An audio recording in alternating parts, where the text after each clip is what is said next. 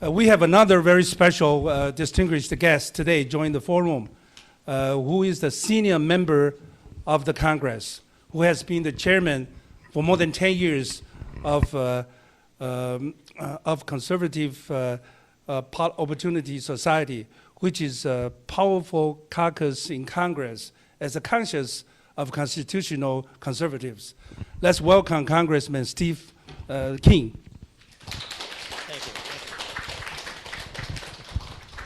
Thank you very much. Thanks for the invitation, the opportunity to be here, and I particularly appreciate the things I've already learned.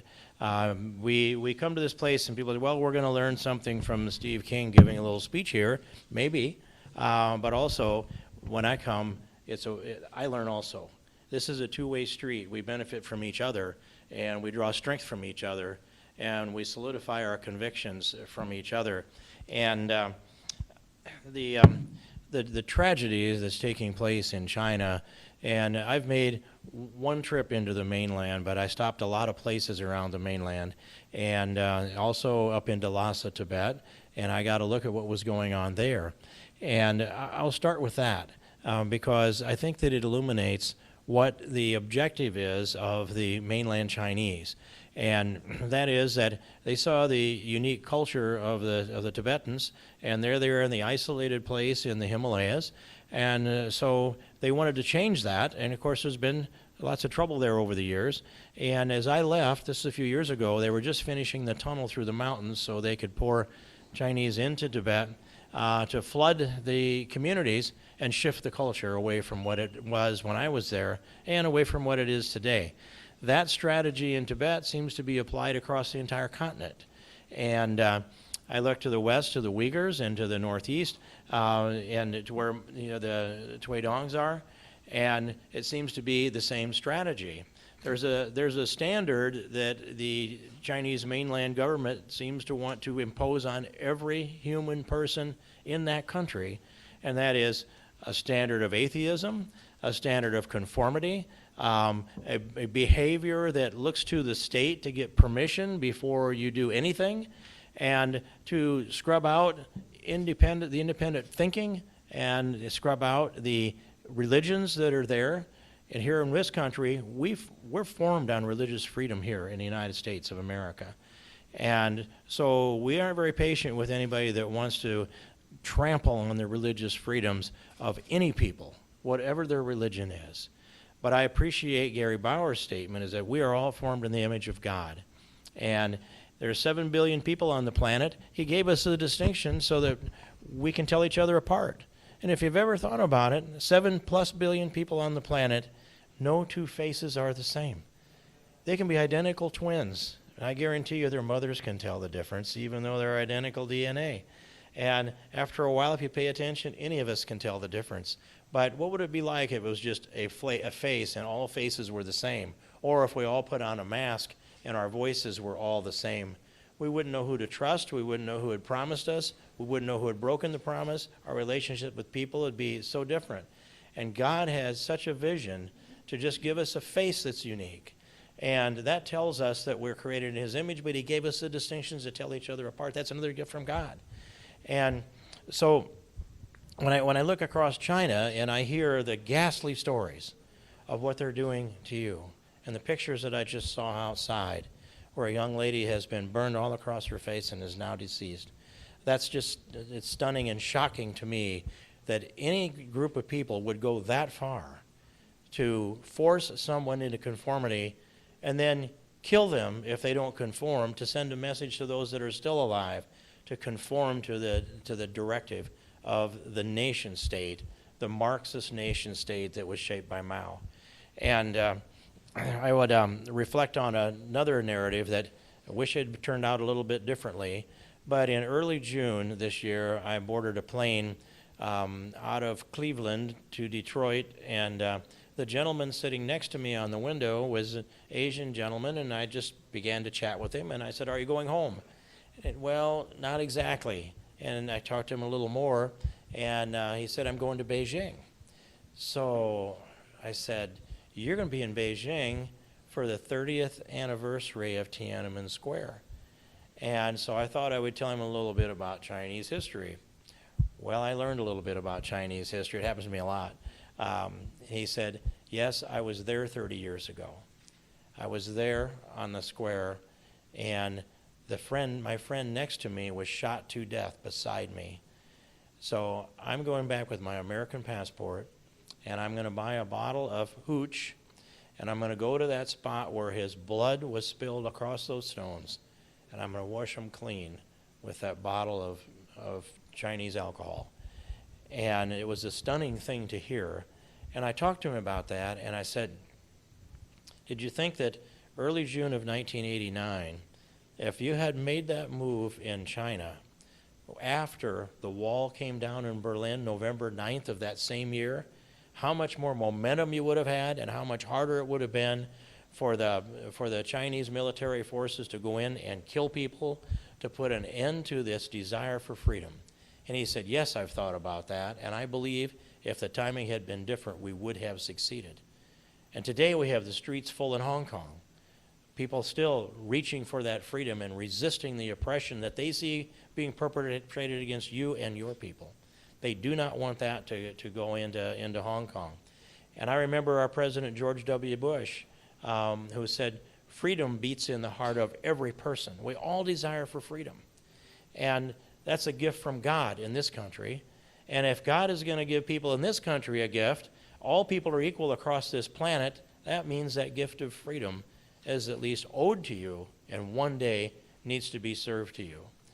And so so I've done a few things here that I think might help a little bit. One of them was that I just learned a little bit ago that my language that on Chinese surveillance was incorporated. I've been working at this for a while, but it's incorporated into the National Defense Authorization Act, which we expect to pass. They just asked for what my vote would be on. I go, yep, I'm a yes. So all the rest of those people can follow me, I hope. They all won't, but we will still pass the NDAA off to the Senate, and the President expects to sign it. National Defense Authorization Act, and the language that's included in it, I happen to have a copy of it right here, and it's Section 1260. It says, modification of annual report on military and security developments involving the People's Republic of China. And so here's the language. An assessment of, this requires an assessment of China's expansion of its surveillance state, including any correlation of such expansion with the oppression of its citizens or its threat to United States national security interests around the world, and an overview of the extent to which such surveillance corresponds to an overall respect or lack thereof for human rights in China, especially for religious and ethnic minorities. That's the language that'd be law in America within a few weeks. And we should get a report back that will be, I expect it to be critical of the treatment that has been imposed upon the Falun Gong and the Uyghurs and the Tibetans and everybody else that the Chinese think are not cooperating or not conforming in this one-size-fits-all approach that comes out of Mao, that you exist for the state. You exist because you're a creation of God. You don't exist to serve the state exists to serve your will, we the people. And one day, you're going to be a free people. If we keep working at this, the adversity that you're facing will bring this around to the point where we may, as Martin Luther King said, I may not be there with you. We may not live to see it. But one day, all the people on this planet are destined to live and be free. And I should tell you that I was just bragging a little bit earlier that around our Thanksgiving table, Marilyn and I started out just two of us, and at Thanksgiving you count around the table, and now there are 16, and we sit down as a block in church, 16 of us, and that's how I count my blessings, by my wife, our sons, our daughters-in-law, our grandchildren. Those are all tremendous blessings, and I had a group of young Chinese students in my office here a few months ago. We did talk about this, and so they about once a year I have that kind of a meeting, and I started this one out differently. Usually it's, well, do you have any questions? Now I'll answer them. But I started out a little differently, and I said, well, where are you from? And they told me different places in China, a couple from Beijing, Shanghai, around. I kind of knew generally where they were from. And then I said, okay, tell me about your brothers and sisters. Oh, there were no brothers and sisters. You already know that. Yeah. Tell me about your aunts and uncles. We don't have any. So what an empty experience to not be able to look around what I call a Thanksgiving table and have it just be mom and dad, me alone, or my wife or husband. That's it, and maybe one child.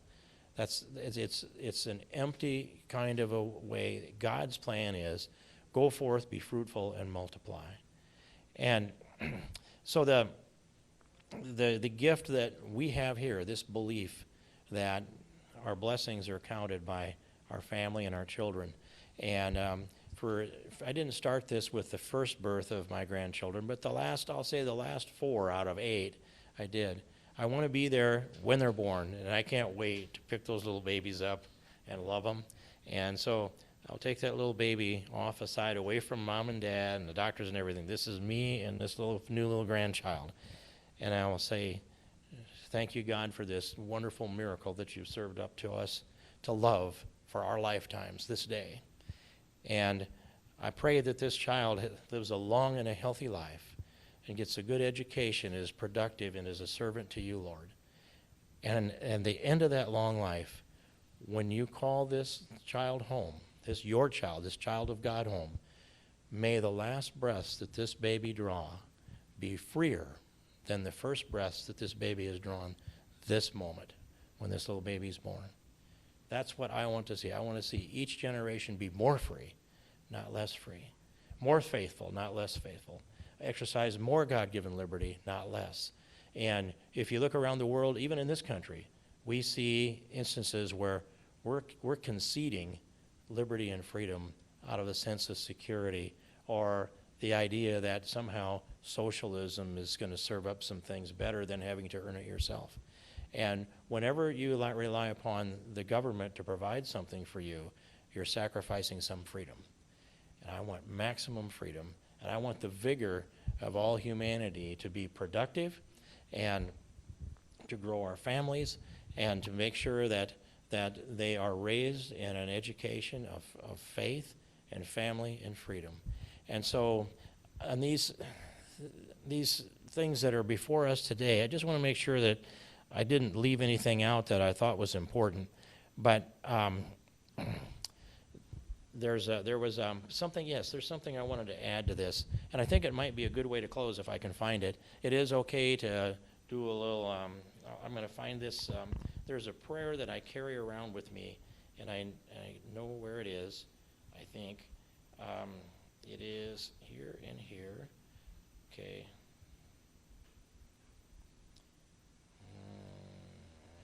Jamestown. Yes, okay. This is a prayer that the early settlers in Jamestown, when they sailed in just south of here a little ways down along the Atlantic coast, and they came here for religious freedom. And so when they landed, one of the first things they did was to erect a cross there, and they knelt at that cross. And they said this, and they offered this prayer. The founders erected a cross, they knelt, they took communion, and they prayed. And this is the prayer, the Jamestown prayer from more than 400 years ago. Just as they didn't know the size of the continent, it was a piece of ground sitting there that they hadn't explored, but they knew what their calling was. And so this is their prayer. We do hereby dedicate this land and ourselves to reach the people within these shores with the gospel of Jesus Christ, and to raise up godly generations after us, and with these generations take the kingdom of God to all the earth.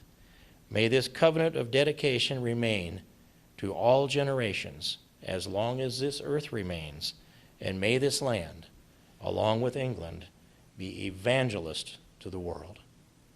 They were called. 400 years ago, they knew they were answering a calling, and that's one of the first things they did when they landed on this continent. And it's still our calling. It's our calling here in America to reach out and to all the world and be evangelists to the world, as the Jamestown prayer says. And so as hard as it might seem, the torture that takes place, the sterilizations that used to take place, and I think in some cases still do, the oppression that comes out of that nation state of Maoists and Marxists does not allow for freedom, but you can take it back a little bit at a time. And we're going to be with you, and you're going to be in our prayers. And one day, we're all going to be free people on the whole planet. God bless you all. Thank you for having me here today. Thank you very much, Congressman Steve King. And let's give him another applause. Yeah, we have Congressman is very busy and have a schedule to go. So if you have any questions, the media reporter can give Congressman some questions. Thank you, Congressman. Katie Wang with NTD-TV. Just a quick question about this Tuidang movement, because in the last 15 years, after the publishing of the 9 commentary on Chinese Communist Party, then we have seen that over 347 million Chinese have quit renounced their membership of Communist Party and the related organizations. So what do you think about the impact of this movement? Well, I think that's tremendous news to renounce your membership in the Communist Party. If I were a member, I'd join right in with that, of course. That's a big movement. That's a big piece of the population of China. Of course, it's larger than the population of the entire United States has said, I've had enough with communism. And how about the inspiration that's got to be coming out of Hong Kong for all the people across the continent in China? It seemed to me that every day that this goes by, the street's fuller than they've ever been. A couple of days ago, I read. That means this movement's not getting weaker, it's getting stronger. And I'm also hearing that some of the leaders are being disappeared. If that's true, and I believe it to be true, then there's other leaders that are emerging. And, you know, I remember when the Nazis were oppressing all across Europe back during the Second World War, some of the freedom fighters that were there was a young lady, I should remember her name and I don't, but I remember the picture of her standing on a barrel while they were preparing to hang her.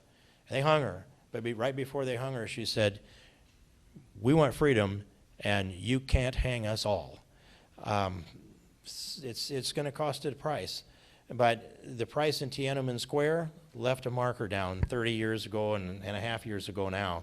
And what's going on in Hong Kong today, let that be the inspiration for the entire continent. And I will tell you that when things fell short in Tiananmen Square in June of 1989, but did that inspire then the falling of the Iron Curtain and the wall in Berlin that same year? I think so.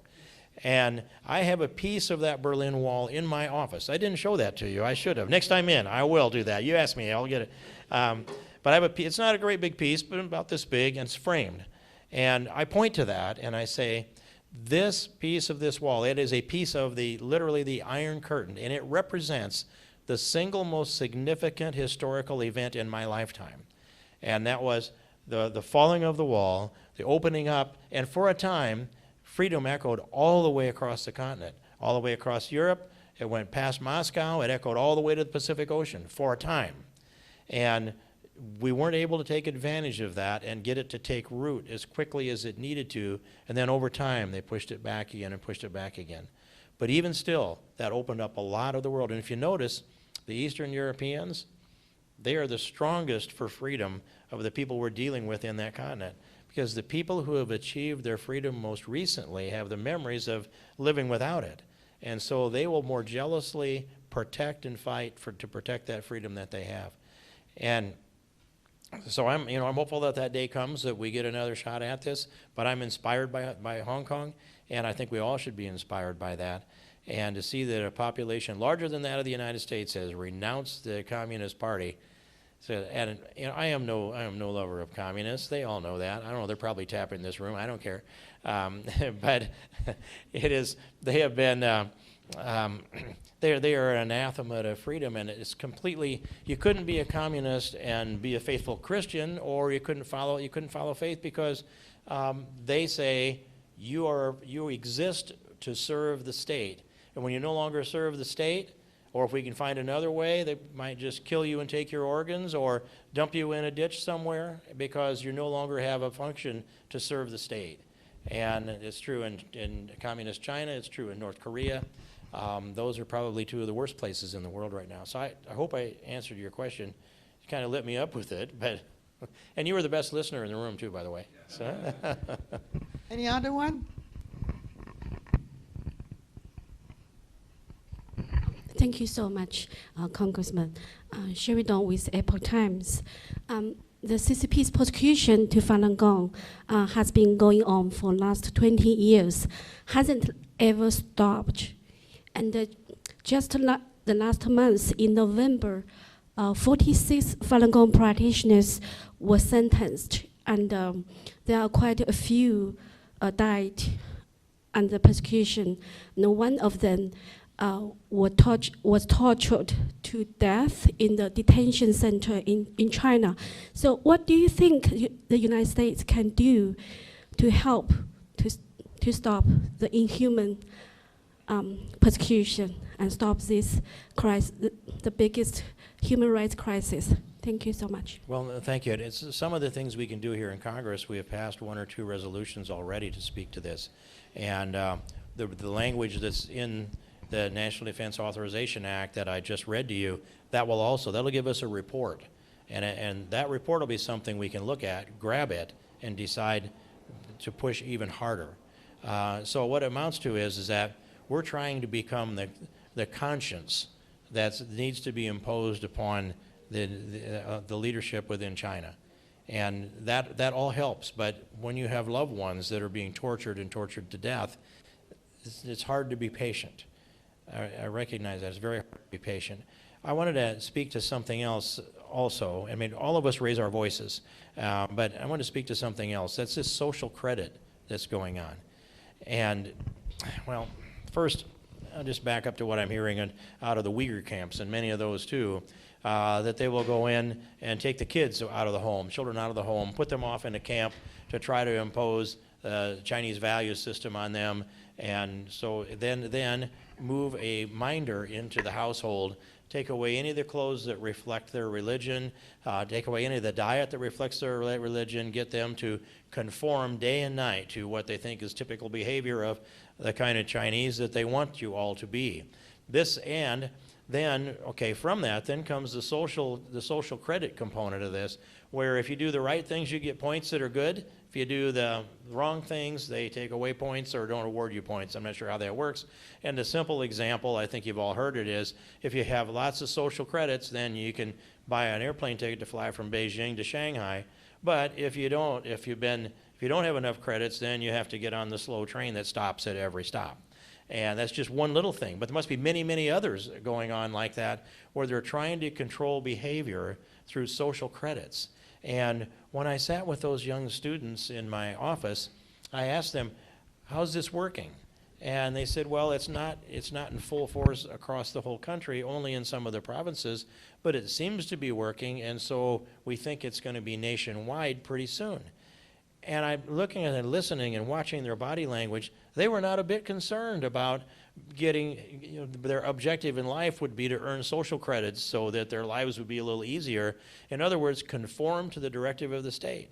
And so I said to them, your country steals $500 billion in U.S. creativity, intellectual property every year, $500 billion. And I said, why do you have to do that? Look at yourselves. God has gifted you with the brain power, the intellect, to match anybody in the world. You're not short on mental capacity, you're not short on ambition, you're not short on anything, except you're not allowed to use your creativity. Where we can have college students sit here and all night long argue metaphysics until the sun comes up in the morning, generate ideas, build partnerships, come up with things that start off Microsoft or Apple. Those things come out of those kind of discussions. And none of us, if Albert Einstein, if you put him in a phone booth and said, okay, we're going to need the theory of relativity here, and you're going to have to produce the equation, we're not going to let you out of the phone booth till you're done. No chance. You cannot be creative unless you can interact with other creative people. And So, and I said, that's why China has to steal $500 billion worth of patents and trademarks from the United States every year, because you can never be as creative as we here, because you're not free to think and interact with people in a robust way at all. They'll give you a slot and you have to stay within those guardrails, and that limits your ability. So you can never develop the kind of person that God has given you the gift to be. And so the last thing that was said when they got up to leave was, please don't tell anybody what was said here. They made the case for me better than I could have made it. And I want people to reach their full potential too. And there's something about having robust freedom that do all you can do with your life that's a great reward. And we have a lot of that in this country, and I'd like to see it all over the world. Thanks. Good. Thank you very much, Congress King. Thank you very, very much. And let's give him another round of applause. Thank you. Thank you, Congressman. Thank you very much. Yeah, for further questions, you can go. Okay. Yeah, and I'll show you that piece of the wall. Sure. Our next speaker guest from New York, Chris Chappell, is a popular host of China Uncensored that has more than 2 million viewers and also posts on YouTube, NTD-TV, Apple TV, Roku, and FireTV. Chris reports uncensored news and the truth about CCP and China with satirical humor. Joining him to our forum today are his producer, Matt Gunasta, and humor ninja Sherry Zhang. Let's welcome them. Thank you. Thank you. It's a pleasure to be here speaking to you on International Human Rights Day. I'm Chris Chappell. I'm the host of the TV shows China Uncensored and America Uncovered. So for 7 years, China Uncensored has used humor to inform ordinary Americans about how the Chinese Communist Party is affecting their lives. Some of the speakers here today have very eloquently described a China ruled by the Chinese Communist Party for the last 70 years. A China that is the largest authoritarian state in the world. A place where people are tortured because of their beliefs, placed under house arrest for trying to help others, and tear-gassed for asking for the basic right of self-determination. But outside this room, China experts, politicians, business people have described another China. A China that is filled with economic opportunity, a responsible geopolitical power, an upholder of the international order.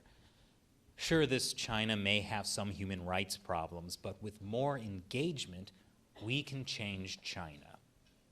As President Bill Clinton said, the more we bring China into the world, the more we will bring freedom to China. But when I was in Hong Kong earlier this year, running from riot police as tear gas exploded around me, I got to thinking, hey, maybe the world isn't bringing freedom to China. Over the years, the Chinese Communist Party has promised many things. Under one country, two systems, the Chinese Communist Party promised that it would not seek to change Hong Kong for at least 50 years. But they have repeatedly tried to change Hong Kong with draconian laws, influence campaigns, and the slow erosion of Hong Kong's rights and freedoms, and all in less than 22 years. When China joined the WTO, the Chinese Communist Party promised to follow the rules of an international trading system.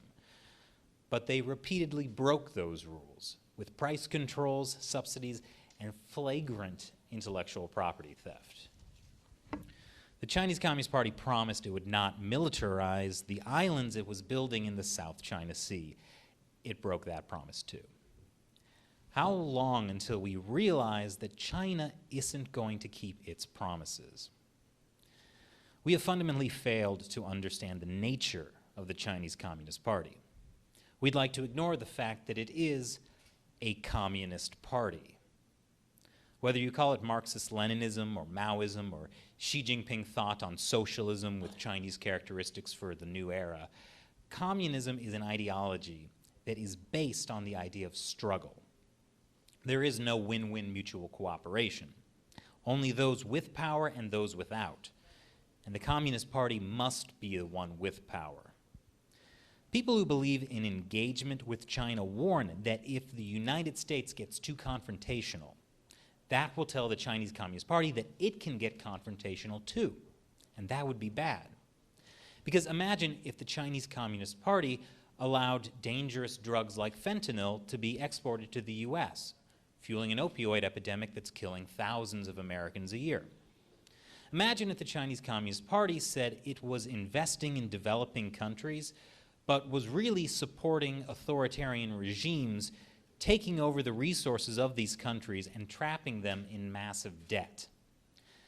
Imagine if the Chinese Communist Party used money and access to get Hollywood to censor movies, and think tanks to censor policy ideas, universities to censor academics, and the media to censor their coverage of China. Of course, we don't have to imagine any of this because that is what is happening. And this will not stop unless we do something about it.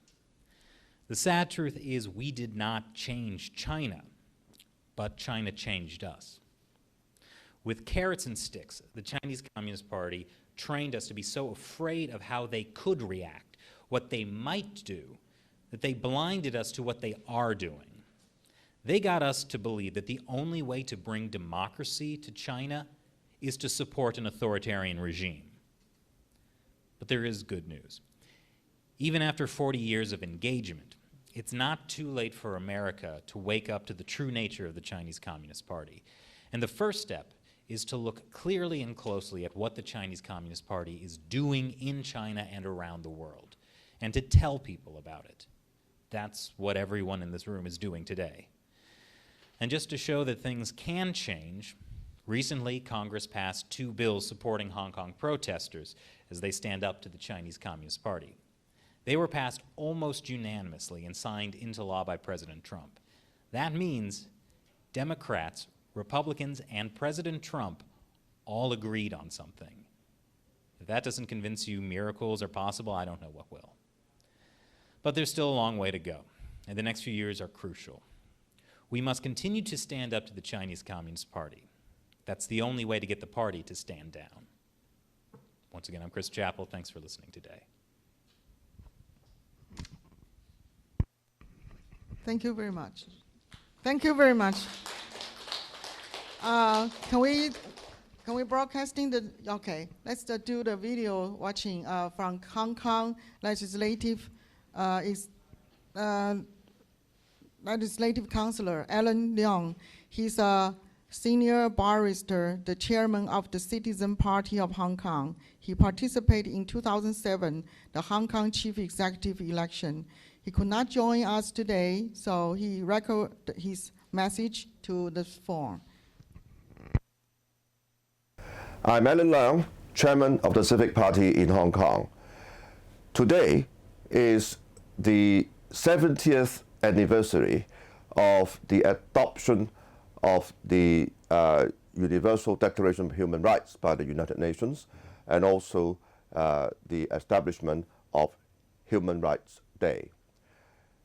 On this day, it is good to remind ourselves that human rights are under threat in many places in the free world, and especially in Hong Kong.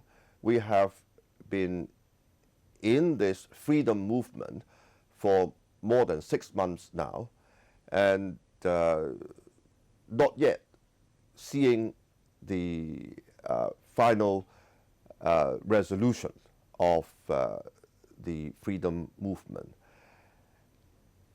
What is important is that the free world is seeing their future by looking at what is happening on the ground in Hong Kong.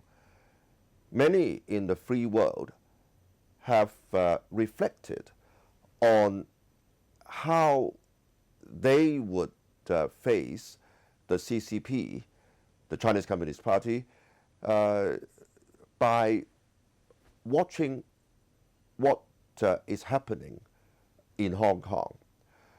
Hong Kong has occupied this very unique position of a city that embraces the same ideologies, core values, and institutions of the free world, liberal democracies of the world, and yet we are a Chinese city flying the 5-star red flag. So this is a very unique position occupied by Hong Kong, and for that, I think justifies Hong Kong being put in the focus of this world order today, where the liberal democratic world is facing up to the China model promoted by the Chinese Communist Party. So I hope the free world would continue to watch Hong Kong, and you are not only helping Hong Kong by focusing on what is happening here. By doing so, you are also helping yourselves to stand up against the authoritarian regime and the CCP threat. Now, one of the most important human rights enshrined and protected by the Declaration of Human Rights is, of course, religious freedom and the right to practice your own religion. And Falun Gong, I understand, has been persecuted over the mainland for many years now, and it is very important for the CCP to respect the right to practice one's own religion, and with particular reference to Falun Gong.